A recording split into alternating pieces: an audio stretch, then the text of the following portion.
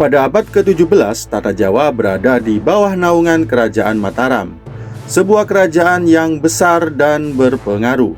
Namun, seperti nyala api yang membesar, kekuasaan itu mulai retak dari dalam.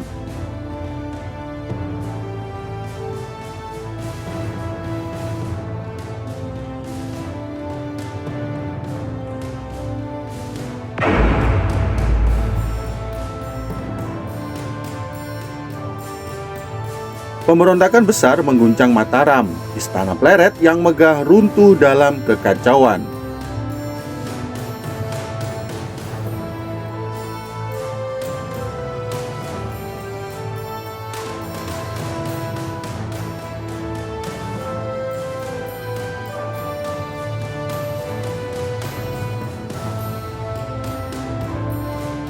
Raja Amangkurat I yang telah lama memerintah dengan tangan besi terpaksa meninggalkan pusat kekuasaannya.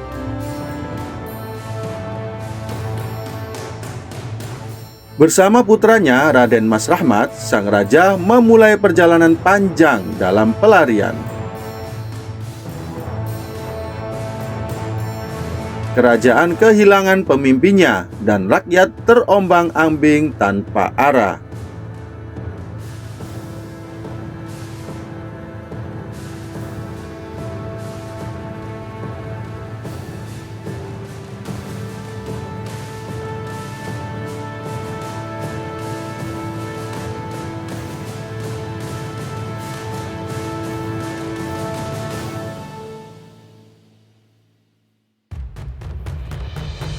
Namun tidak semua memilih pergi. Pangeran Puger, adik sang raja, memutuskan tetap tinggal di tengah istana yang porak-poranda. Ia menegakkan dirinya sebagai penjaga Mataram, dan dari situ klaim atas tahta pun dimulai.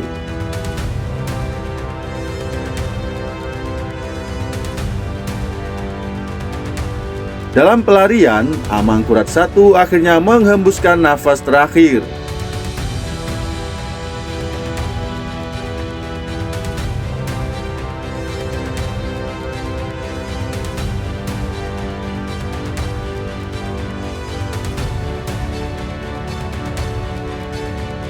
Dengan wafatnya sang raja, Raden Mas Rahmat menobatkan diri sebagai penerus Raja Mataram bergelar Amangkurat II.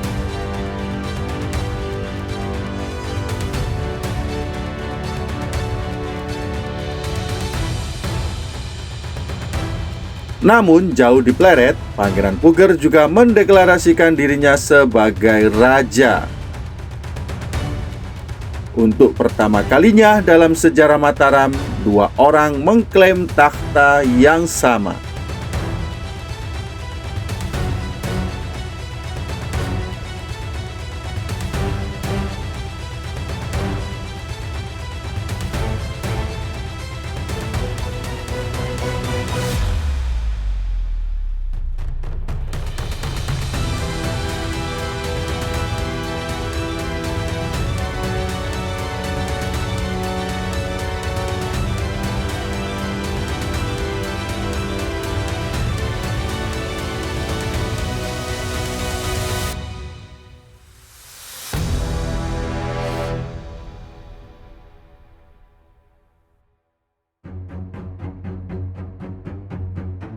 Kekacauan itu tak luput dari pengamatan pihak asing. VOC yang haus kendali dan keuntungan melihat kesempatan emas. Mereka memilih sisi mendukung Amangkurat II dengan harga yang kelak harus dibayar mahal.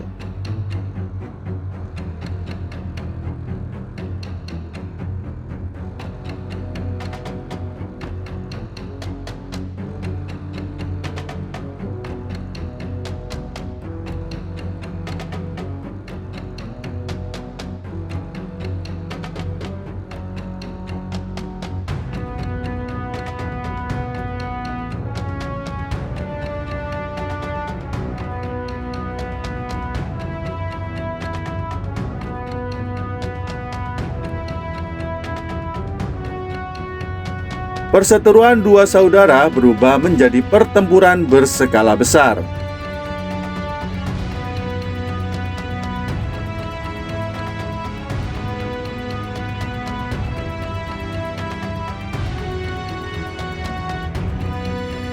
Ambisi, legitimasi, dan klaim atas warisan Mataram mempertemukan mereka di medan perang.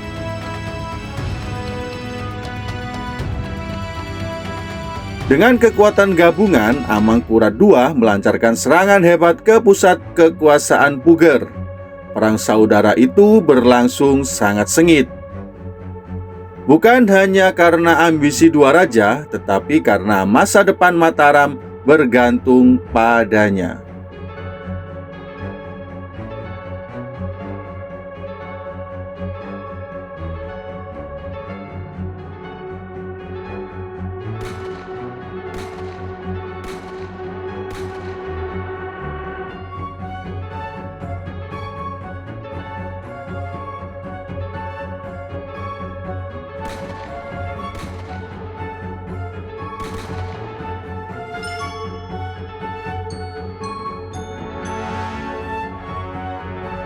Pada akhirnya Puger tak mampu menahan gelombang serangan. Ia ditangkap namun tidak dijatuhkan hukuman mati. Perang pun berakhir, tetapi luka batin dan keretakan tetap membekas.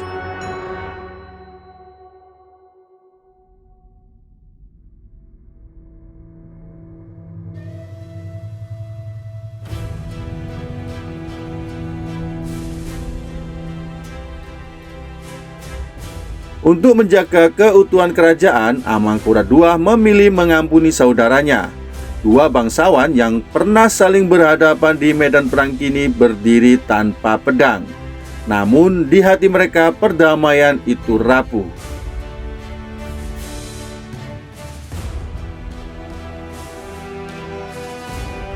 Kemenangan Amangkurat II ternyata disertai bayaran yang berat. VOC menuntut wilayah, pajak, dan campur tangan dalam urusan kerajaan.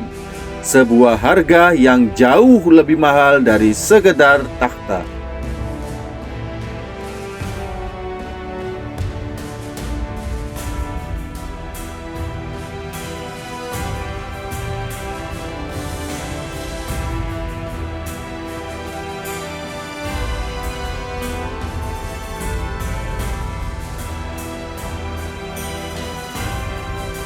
Dua saudara, dua raja, dua jalan yang terbelah oleh ambisi dan keadaan.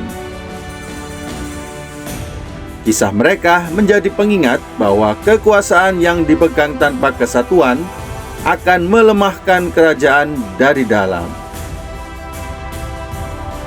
Beginilah kisah Mataram di masa krisis. Bukan hanya tentang siapa yang duduk di takhta, tetapi tentang bagaimana kekuasaan dipertahankan, diberikan, dan dibayar. Dan bagi rakyat, sejarah ini adalah warisan yang patut dikenang agar kekacauan tak pernah terulang.